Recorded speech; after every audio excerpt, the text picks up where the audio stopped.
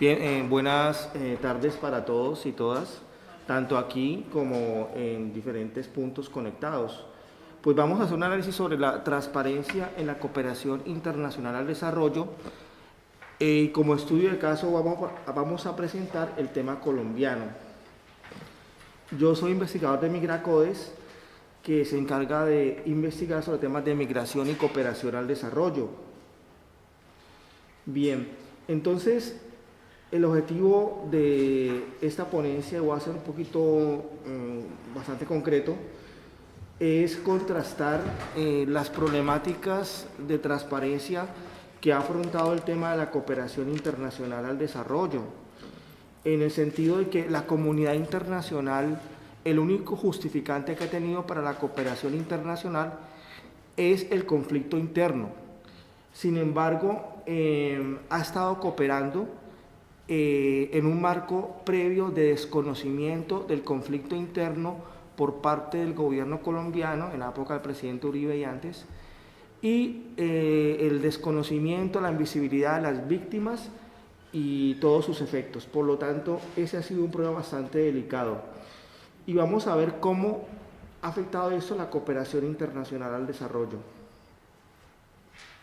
Evidencias encontradas en la cooperación internacional desde análisis de economía política. Rápidamente les digo, economía política es estudiar el comportamiento de los actores en el sector público, privado, sector social, quiénes son los actores, por qué actúan así y cuáles son las consecuencias de sus acciones. Entonces, cuando analizamos nosotros el tema de la cooperación internacional al desarrollo, desde la economía pública, el tema de la transparencia, es ver cómo se ha hecho esa gestión y cómo se ha dado la gestión de la información y las acciones en el tema de la cooperación internacional al desarrollo. ¿Qué quiere decir esto? Los actores que hay en la cooperación internacional al desarrollo son los actores públicos, que son las agencias de cooperación de cada país, los actores privados, que es el mercado, que se llama la cooperación empresarial, la responsabilidad social corporativa, y la cooperación de sector social, que es la que hacen las ONGs de forma independiente, y también las remesas de los migrantes. Entonces, hablar de transparencia de la cooperación internacional es ver cómo se ha producido esa gestión de la información y de las acciones en la cooperación internacional al desarrollo. Entonces, tenemos que necesariamente, desde el punto de vista de la economía política, analizar cómo se ha construido institucionalmente la cooperación al desarrollo. Entonces, si vemos la cooperación al desarrollo, se ha construido desde un término de bipolaridad. ¿Qué quiere decir esto? Hay dos fases. Una primera fase es bipolaridad ideológica, desde 1945 al 89.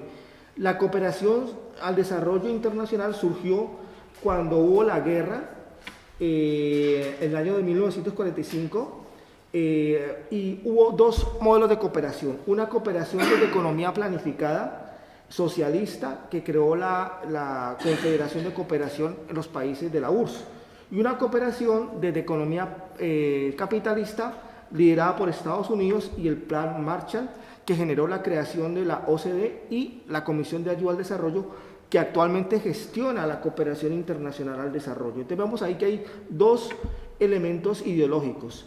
Con el tiempo, pues ustedes saben que la cooperación en la URSS se cayó por falta de transparencia, porque no tuvieron realmente la información, y la gestión de esa cooperación no siguió adelante porque se concentró en algunos países y no buscó el crecimiento armónico de las poblaciones. Entonces, vamos a la segunda fase, del 90 hasta la fecha. Hemos visto que hay dos paradigmas. Un paradigma que en el 90 surge de capitalismo global con agendas de ajustes estructurales. Recuerden ustedes el consenso de Washington en el 90, que obligó a los países que estaban endeudados en América Latina a sacrificar el tema de los servicios públicos y el sector social para pagar la deuda. Y después surgen nuevas agendas estructurales para superar la crisis, con recortes de bienestar de la población. Sin embargo, hay otro paradigma que surge, que es la Agenda de Desarrollo Humano, que plantea Amartya Sen en el 90, a través del Programa de Naciones Unidas para el Desarrollo, que impulsa informes de desarrollo humano e índices de desarrollo humano, la cual deja retos para la humanidad como los 17 Objetivos de Desarrollo Sostenible, luego de los Objetivos del Milenio 1990-2015. Igualmente hay retos en cumbres de cambio climático. ¿Qué sucede entonces? Evidencia problemas de gobernanza en la eficacia de la cooperación al desarrollo. ¿Qué es gobernanza? Es el equilibrio armónico entre los actores sociales, actores públicos y actores privados, que es el mercado. Cuando no hay transparencia en ese flujo de información y acciones, entonces, ¿qué pasa? Pues no hay eficacia en la cooperación al desarrollo. Entonces, ¿qué sucedió? Que se generaron foros de alto nivel de eficacia a la ayuda, 2003 Roma, París 2005, y en el 2005 se propuso inmediatamente principios de la Declaración de París que buscaba la eficacia de la cooperación al desarrollo. ¿Por qué se habló de eficacia? Porque se estaba observando que el desarrollo, la cooperación internacional al desarrollo no estaba logrando el desarrollo de los países pobres del África, sino que se estaba generando un agotamiento de los países cooperantes y sin desarrollo de los países que recibían la cooperación.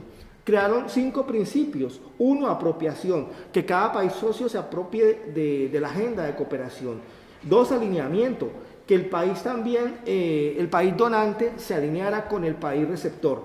Armonización en cuanto a la información y el tema de la corresponsabilidad. ¿Qué pasó con esta eficacia?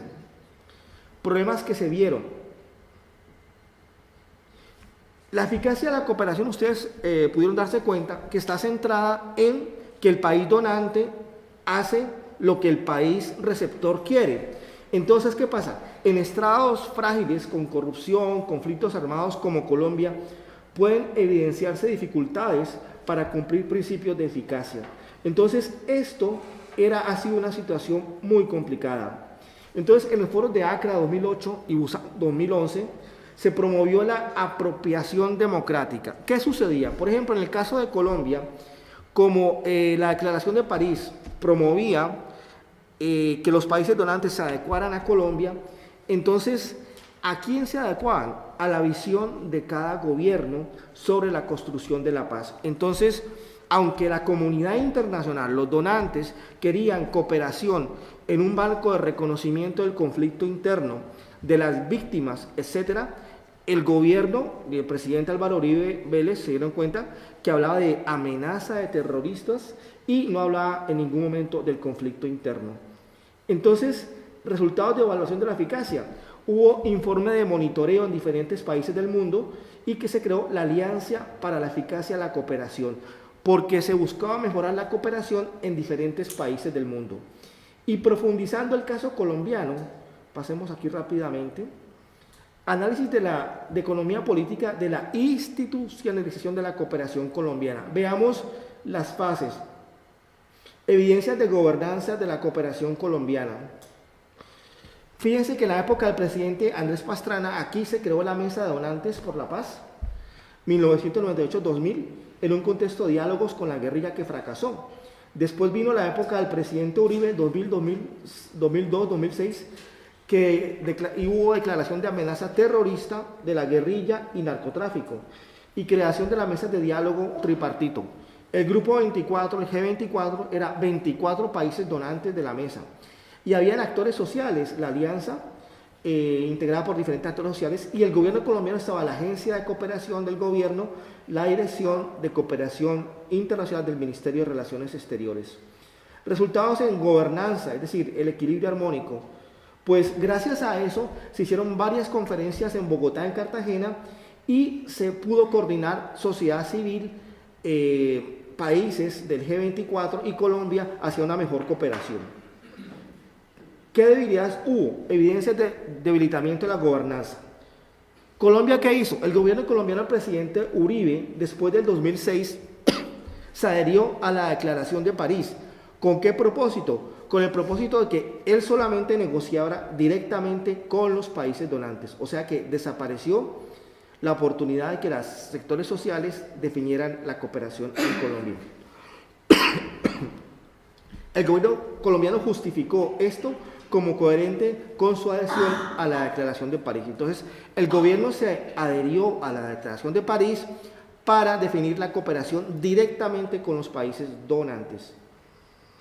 Entonces, ¿qué pasó en este proceso? En la cooperación hispano-colombiana vemos lo siguiente, que las tomas de decisiones se producen en las comisiones mixtas binacionales. Instrumentos de consenso, ¿qué son? El Colombia plantea siempre su plan de desarrollo y estrategias de cooperación, y España los planes de cooperación internacional y la estrategia de asociación país. Fortalecimiento de gobernanza de la cooperación hispano-colombiana. En la primera fase, en la sexta comisión mixta, se presenta estrategia de cooperación 2003-2006 de diálogo tripartito con aportes de la sociedad civil y de las conferencias internacionales que existieron.